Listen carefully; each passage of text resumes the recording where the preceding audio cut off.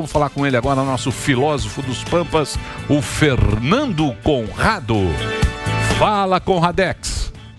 Como é que vocês estão aí, meus amigos? Antes de mais nada, parabéns a todos aí por nós estarmos agora na Panflix, né, uma televisão aí aberta ao Brasil, ampliando nossos horizontes. E aí eu tava vendo o início da conversa de vocês aqui, quando o Zuc perguntava, mas Conrado é um filósofo, o que ele é? E aí tu remetia a filosofia ao Platão e Aristóteles. Eu fico, em primeiro lugar, muito honrado com ser chamado de filósofo aí por vocês. Minha formação é em ciências sociais, sociologia, política, antropologia. Minha ênfase é antropologia e ciências políticas. Sou advogado também, desde que eu tenho lá. Eu entrei na faculdade em 97, me formei em 2000 e 2001. Então, estamos aí há 20 anos já estudando. E sabe, Emílio, que o que eu estudava lá na faculdade, minha linha de pesquisa era soberania e supranacionalidade. Até que ponto um país era soberano no momento que ele se submetia a uma ordem internacional? Isso aí é o que hoje, depois de 20 anos, as pessoas chamam de globalismo. Quando tu perguntavas ali, pô, olha só, antes o pessoal chamava de aquecimento global. Agora eles mudaram aí para mudança climática. Por quê? Porque não colou, né, Emílio? Não se comprovou a verdade. Quando o Al Gore dizia que até 2015 a Antártida, o Ártico teria já virado água e nós teríamos as principais cidades submersas, nada disso aconteceu. Então, até hoje aí nós temos essas discussões acerca de políticas de temor mundial que são colocadas, como tu bem falaste ali, para questões políticas, questão de deixar todo mundo apavorado na sua casa aí, todo mundo obedecendo a ordens com medo de perder a sua própria vida e de perder a sua própria existência. É um prazer estar aqui com vocês. E outra coisa que eu fico muito honrado também é quando chamaram ali, ó, Fernando Conrado comenta de tudo. Aqui eu fico muito lisonjeado com essa liberdade que vocês me dão aqui, senhores. Muito bem, Conrado. O bicho é bom, eu tenho uma reflexão, Conrado, que todos nós defendemos o direito da liberdade de expressão. Mas eu fiquei pensando no seguinte: obviamente esse direito acaba se comete um crime, alguma coisa. Aí eu pergunto, por exemplo, eu tenho direito de falar, suponha que eu não fosse judeu, eu tenho direito de falar assim, ó, os judeus cheiram mal, eu acho que judeu cheira mal, eu acho. Isso é um direito ou não? Ou eu acho que judeu é mais burro do que um não judeu. Isso é um direito de expressão ou é um crime, já que você defende tanto? Eu tenho dúvida mesmo, não é sacanagem, não. Eu tenho dúvida mesmo. Porque, assim... ok. Mas o problema é só tu botar em rede nacional dizendo que tu tem o direito de chamar judeus mais burros que os outros, né? É um problema grave da gente ver, né? Então, no mundo aí do... Não, eu quero saber se tem direito, não. Porque pode mudar para piora. Não, porque tem crime... Então, eu falei de judeu... Pode ser corintiano, francês. Pode ser corintiano, pode ser raça, gênero, qualquer outra coisa. Ao meu ver, a liberdade de expressão deveria ser total, porque ela é total ou ela não é. Né? Se tu vai pagar do ponto de vista civil por conta disso, tu teve a tua liberdade de expressão, mas tu causou um dano. Dessa forma, as pessoas têm que fazer o pagamento dos danos ocasionados. Mas a liberdade tinha que ser total. E as pessoas daí vão seguir o que realmente pensam e o que não pensam. Porque em nome dessa busca de dizer o que é verdade e o que não é verdade, a gente está vendo a liberdade sumir do nosso dia a dia, não somente essa liberdade total de opinião, como tu bem diz, imagina, no Brasil a gente tem hoje deputado que perdeu o mandato por conta disso, tem deputado preso por conta disso, tem jornalista preso por conta disso, tem jornalista que foi pedido a extradição por conta disso, e aí nós perdemos os nossos limites do que é certo e o que é errado. Mas pera, porque o pior de tudo, Sam... Só entender. Falar, o cara fala. Aí, se é crime, ele responde. Porque, por exemplo, o que eu fico pensando no caso judeu, sei lá, um nazista falando, olha, eu acho que os arianos são uma raça superior. Você acha que isso é crime ou tá no direito? Porque eu entendi, deixa o cara falar. Mas você acha que a pessoa tem que pagar criminalmente se falar isso? Pagar criminalmente não, mas os danos civis são diferentes da parte criminal. Se existir algum dano concreto, a responsabilidade civil sempre vai acontecer, né, Sami? Agora, do ponto de vista criminal, esse cara infringiu uma regra no Brasil, sim. No Brasil, tu sabe que é uma coisa... Nossos crimes de opinião, que são 3. A gente tem a injúria, a calúnia e a difamação. E olha que incrível que é isso. A injúria é quando eu imputo um falso crime. Dos 3 crimes que a gente tem, o pior que nós podemos encontrar aqui é a difamação. Porque a difamação é quando eu falo alguma coisa que ofende o que tu acha que tu é, Sami. Por exemplo, se eu digo aqui, ó, o Sami é feio, mas tu acha que tu é bonito, eu tô cometendo um crime. Tu acredita nisso no Brasil? Então, esses são os pontos. É absurdo. O crime de difamação é o pior deles, que é quando tu ofende o que a pessoa acha de si mesmo. Se eu me acho um gênio, ou se eu me acho, lá sei eu, um cientista maravilhoso, e tu diz que eu não sou um cientista maravilhoso, tu tá cometendo um crime segundo o nosso Código Penal. Então é esse tipo de absurdo que a gente tem que rever com olhos mais atentos para o que a gente quer adiante, né? Ao meu ver, senhores, o nosso crescimento de conhecimento, que é o que nos propicia alcançarmos cada vez mais realizações, mais riquezas, isso tudo se baseia na liberdade. Se nós cercearmos quais são os assuntos que a gente pode falar, não pode falar, pode discutir ou não pode discutir, nós estamos cerceando a existência humana, e cerceando a existência humana, nós estamos cerceando a nossa capacidade de ampliarmos o horizonte e de desenvolvermos soluções melhores para o nosso dia a dia. É um assunto muito abstrato de falarmos assim, é um assunto muito abstrato, mas é exatamente isso que a gente tem que pensar. A gente quer um mundo mais estreito ou um mundo mais largo? Se nós quisermos um mundo mais largo, nós temos que aceitar, nós temos que acatar a liberdade total nesse aspecto, e aí vai ter gente que vai ficar triste, gente que vai ficar feliz, mais ou menos. Mas aí também é complicado, né, Conrado? Porque aí você parte do princípio que o que vale é o nosso pensamento, mas quando ele vai para a realidade e a consequência disso, que é o problema. Eu acho rede social, a linguagem é muito ofensiva. As pessoas se ofendem muito. E eu acho que não pode existir liberdade total, porque a gente precisa de uma ordem. Qualquer um precisa de ordem. Que na empresa tem uma ordem. Sim. Tem um horário para chegar, tem um horário para sair. Uma regra. Tem um negócio. Precisa de regra. Sim. E a partir desse momento, cada um faz o que quer. Cada um vive do seu jeito e a sua maneira. Vai ser uma grande de uma confusão. Só fazer um adendo, mas aí o Instagram, por exemplo, tem suas regras. Diretrizes. Que é o quê? Não sei, você que nem, por exemplo, vocês me chamam carinhosamente de gordão. A turma vai comentar gordão, não aparece. Essa é uma regra que nem você colocou, a regra da empresa.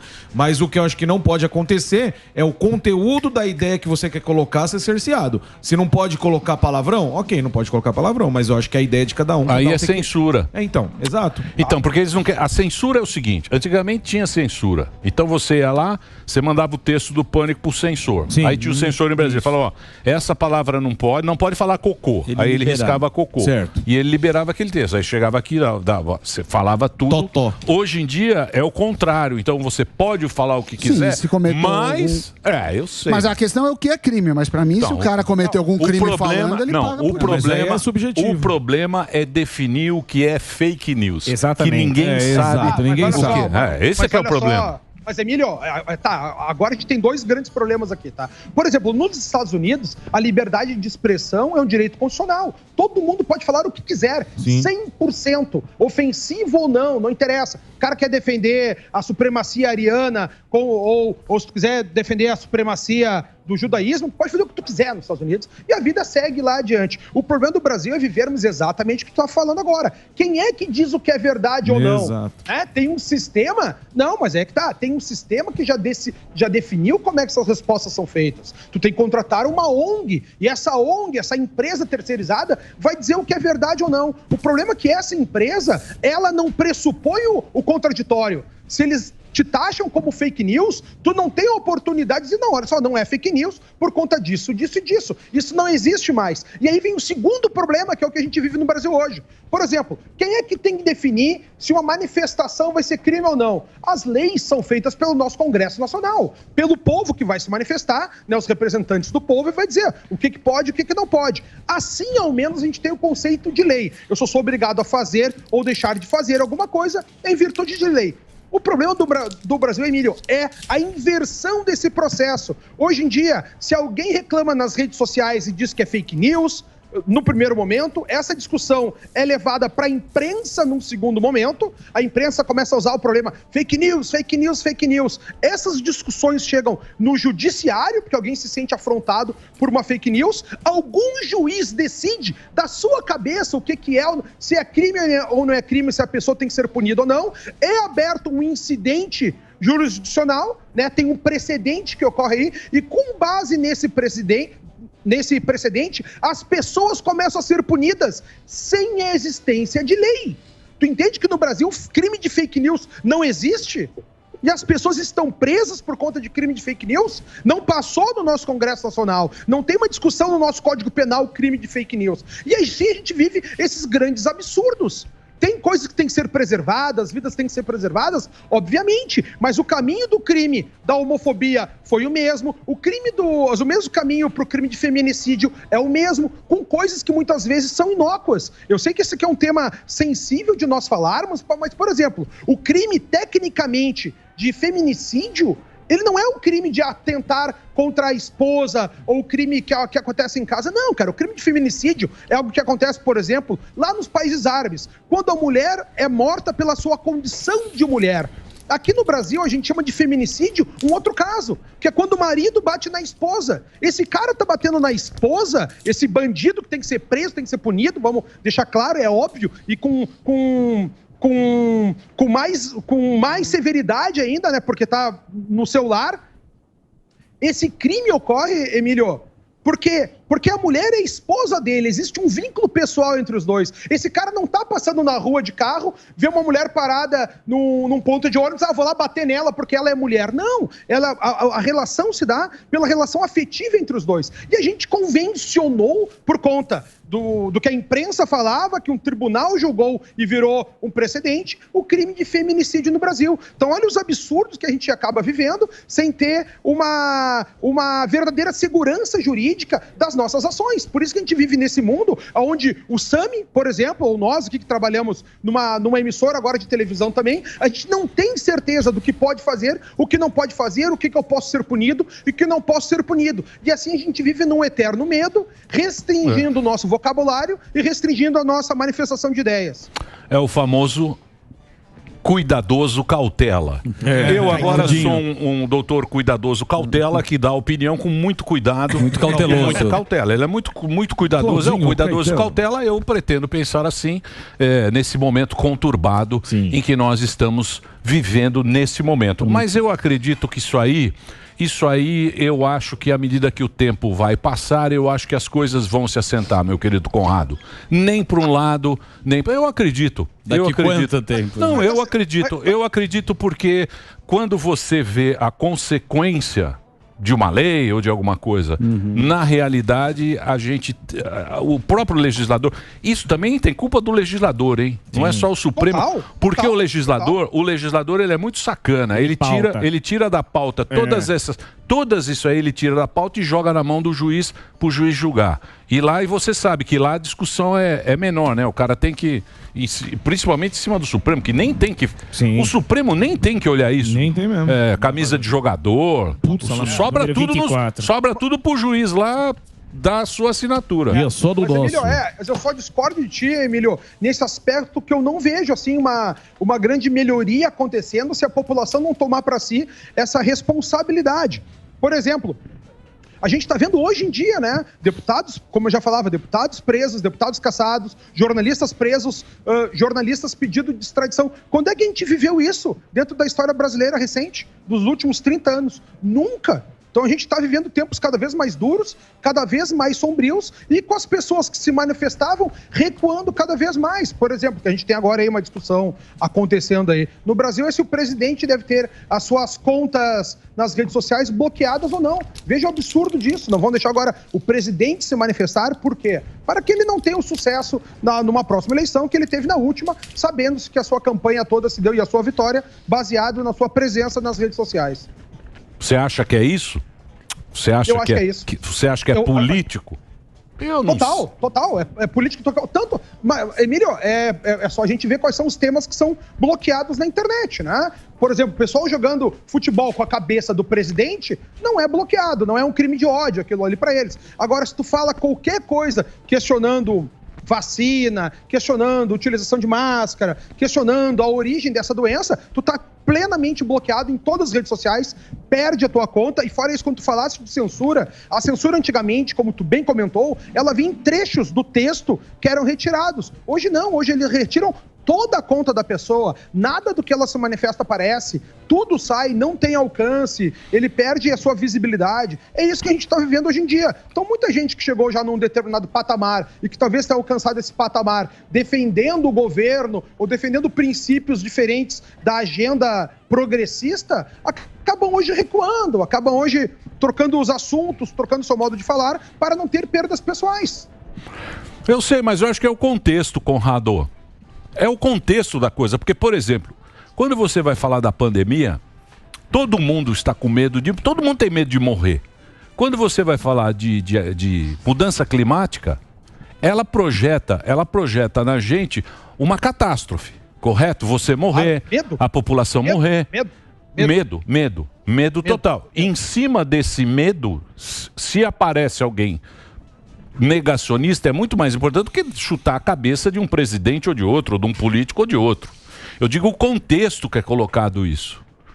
Entendeu? Porque essas pautas, elas são importantes. Pô, Covid está todo mundo com medo, até hoje. Todo mundo apreensivo. China agora diz que vai fechar de novo, tal, não sei o quê. É uma coisa que você não sabe. Para te manter com medo, né? Sim. Para te manter com medo. Mas, Emílio, olha só. Te lembra quando teve aqueles atentados lá nas Torres Gêmeas em 11 de setembro de 2001? Sim. De lá pra cá o mundo mudou. Imagina, eu viajo de Porto Alegre pra São Paulo, eu tenho que tirar meus tênis, tirar meu celular, tirar minha camisa, os caras me examinam pelado, bem dizendo, no raio-x, pra eu viajar pra São Paulo. Não aconteceu nada aqui, a gente não teve esse problema dessa forma de terrorismo como a gente viveu, a gente foi inculcado no medo. A própria doença, eu sei que é grave, eu perdi amigos com isso, fiquei doente, minha mãe tá até hoje numa eterna recuperação da Covid, mas 98% da população sobreviveu. Então a gente tem que entender que os problemas existem, nós temos que encará-los de frente e não estarmos sempre refreados no medo. É por isso que a gente fala aqui de muita filosofia nesse ponto, que é entender o mundo com cada vez mais coragem, com cada vez mais altivez, para tomar suas decisões pessoais do que é certo, o que é errado, o que é justo, o que é injusto, como é que tu pode te proteger diante desses problemas e não ficar trancado em casa, como tem gente até os dias de hoje, que estão deixando de viver, estão deixando de ter experiências, estão deixando de crescer enquanto ser humano por conta do medo que é inculcado, contando mortes dia após dia. Esse é o meu ponto de vista. É óbvio que a gente tem que cuidar de tudo isso, termos responsabilidade na nossa existência, só que a vivência com medo, ela estreita ainda mais a própria existência humana. Sim. Você sabe que eu estou lendo um livrinho. Ele é um livro meio chama Documento R, é do Irving Wallace. E esse livro tem um trecho lá que eu até separei aqui, ó, que é uma frase do Benjamin Franklin. Ele diz o seguinte, o Franklin falou, não sou eu. Franklin Martins. Abre aspas. Não, Benjamin Franklin. Benjamin. Ele fala o seguinte, foi? É legal essa citação, porque é o seguinte, ele fala o seguinte: quem cede a sua liberdade essencial em troca de um pouco de segurança temporária não merece nem liberdade nem segurança. Ou seja, quando você abre mão de alguma coisa que você considera a sua liberdade, pensando em segurança, você nem está seguro e nem vai ser livre. Pois é. Bela frase, hein? Muito boa, parece até minha. Hã? Parece a sua, professor? Oi? Eu escrevo melhor. Tá nesse livro. Esse livro é legal, cara. Esse livrinho aqui. Como chama, né? É velho, é. Vamos lá, de novo. É velho. Eu peguei alguém e me emprestou. Muito bem. Não é do Benjamin. É uma história. É uma história que se passa nos Estados Unidos, nos anos 60. É bacana. Certo. É uma ficção. Mas é bom. Fala da liberdade. Valeu, Conradão. Liberdade, cara. Eu tô mais liberdade pra mim, cara. Qual que é a liberdade? Liberdade pra mim, enche o saco. Quando eu isso é uma liberdade. Andar de meia. Liberdade pra mim acabou muito tempo. É patrão, é mulher, é conta, é filho. Boleto. Falar em liberdade pra mim... Mas, Emílio, a parte bonita, cara, dessa vida, pagando boleto, trabalhando, indo todo dia, se tu faz isso e tu encontra um sentido em fazer isso, já valeu a pena. Se tu acha que tu tá indo pro teu trabalho, pô, tem patrão, é chato pra caramba, tem que ficar estudando, preparando a pauta. Mas se tu encontra sentido em levar a comunicação e informação pras pessoas, o teu coração fica feliz, né? Tá levando dinheiro pra família, proporcionando mais alegrias, mais prazeres, teu coração fica feliz. É esse o grande sentido da vida. A vida não é fácil. O que a gente tem que procurar, como você estava discutindo ali antes sobre secularização em religião, em céu e inferno, essa vida aqui é um grande inferno. Agora, nesse grande inferno, a gente tem que reconhecer o que é o paraíso, né? Quais são as coisas que valem a pena. E quando a gente encontra essas coisas que valem a pena aqui, a gente tem que proteger. Essa é a nossa missão. Por isso que a gente tem essa grande discussão política, né? Discussão filosófica, e discutir o que é liberdade, o que não é, o que a gente tem que se expor para defender essa liberdade, ou a gente vai querer sempre trocar qualquer liberdade nossa por uma falsa sensação de segurança. E aí tu fica sem liberdade e sem segurança. Muito bem, Conrado, obrigado, hein? Bom, você é feliz que você não tem chefe e agora você nem pro YouTube, essas coisas você paga, porque agora ele tem o aplicativo, você entra lá, você tem o aplicativo direto, onde o Conrado tem ampla liberdade para falar o que quiser. É @Fernando Conrado no Instagram e tem também os aplicativos, tanto para Apple como para as outras também. Android. Você pode baixar para Android e para... Como é que chama? iOS. Para Android e para iOS não custa nada, é só escrever Fernando Conrado, você baixa lá e tem o canal dele direto. Obrigado, viu, Conradinho? Valeu, Exato. Pepe. Beijo pra vocês, aconselho todo mundo a entrar lá no app. Tem um último vídeo ali, muito bom de assistir, o nome é Monopoly, que discute como é que é feito toda essa liderança mundial, quem é que manda no planeta. Beijo pra vocês, conversamos semana que vem, senhores. Quem é que manda no planeta? Quem é que manda? Quem é que manda? Tem que entrar no aplicativo, você acha que ela vai contar? Assiste que tu vai adorar lá, Emílio. Baixa. Vou te enviar no WhatsApp aí, cara. Eu acho que não tem isso aí, não. Eu sei que o dinheiro manda. O dinheiro. Assiste. O dinheiro. Assiste, tu vai gostar. Quem manda dos poderes. Quem manda é o dinheiro. Sim. Não é isso, professor? Follow the money. Emílio, eu vou te enviar aí, tu assiste, cara. Beijo pra vocês. Fiquem com Deus, meus amigos. Já tá Valeu. Nós vamos discutir isso aí semana que vem, hein?